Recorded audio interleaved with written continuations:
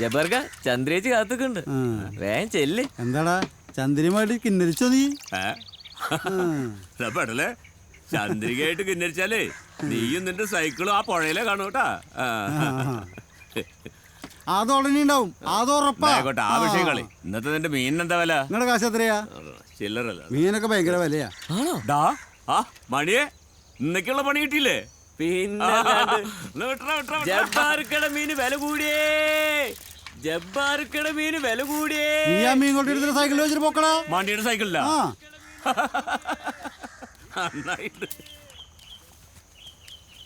അവൻ്റെ ഇളക്കല് പേടല് നമ്മളെ നഞ്ഞത്ത അവൻ്റെ കുതിര കയറില്ല, അവൻ്റെ ഒരു പെടല്. റബ്ബേ